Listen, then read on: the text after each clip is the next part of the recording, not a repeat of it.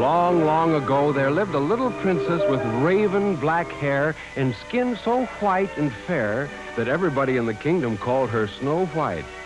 While Snow White was still a little girl, a new queen came to the kingdom. A cruel and haughty queen, so proud of her beauty, she would stand in the hall of mirrors and say, "Tell me, mirror, I command, am I the fairest in the land?" And the great mirror would answer, "In all the land there's none so fair as you, O queen with golden hair." Years passed, and Snow White grew into a dazzling beauty. Then one day when the queen asked, "You there, mirror on the wall, who is the fairest one of all?" the mirror answered, "There's time for truth and time for tact. But you, O queen, must face the fact that Snow White's beauty so sublime surpasses yours 1,000 times." Furious, the queen summoned a huntsman. "Take Snow White into the wilderness. Lose her. She'll be gobbled up by wild animals, and I'll be rid of her forever." The obedient huntsman led Snow White deep into the forest. And when he was sure she was lost, he returned to the castle. Snow White wandered through the forest. Suddenly she came upon a little log cabin in a clearing. No one was home, but inside Snow White counted 7 little chairs, 7 beds, 7 places at the table. Oh, but this place needs cleaning. Snow White worked hard straightening up the house, and when she was finished, she stretched across 2 little beds and fell fast asleep.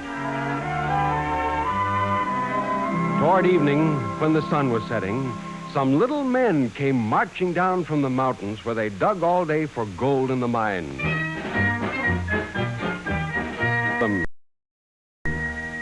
One with a dimple, one with a frown, a third like a wizard, a fourth like a clown, a fifth who was naughty, a sixth who was sweet, and an odd one, the 7th, with 2 left feet. They were the 7 dwarves, and Snow White was sound asleep in their home. Into the cottage marched the 7 dwarves. Someone had cleaned their house, and someone was fast asleep across 2 beds.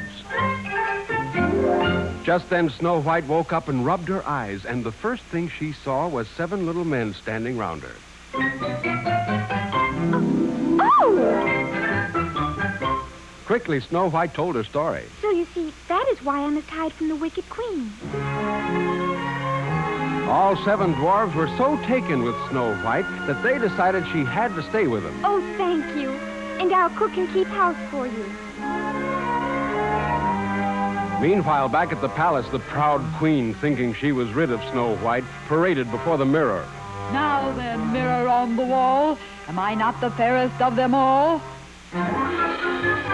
But the mirror answered, "Past 6 green hills, 10 leagues away, the 7 dwarves bid Snow White and so and lend a hand and be the fairest in the land." Furious, the queen plotted against Snow White.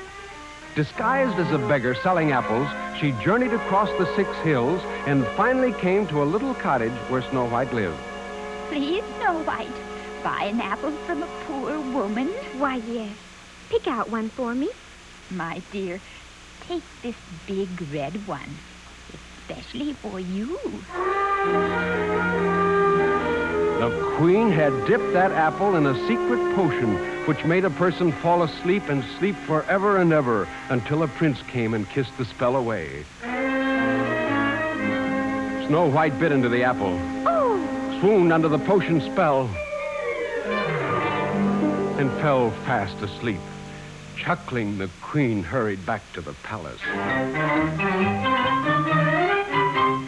In the forest, the 7 dwarves watched over the stricken Snow White day and night. One day, a handsome young prince rode into the valley. When he saw the sleeping Snow White, he was so overcome with love that he bent down and kissed her. break. For the kiss broke the spell. Soon thereafter, Snow White married the prince, but she often returned to visit the 7 dwarves. The one with a dimple, the one with a frown, the third like a wizard, the fourth like a clown, the fifth who was naughty, the sixth who was sweet, and most of all the 7th with 2 left feet.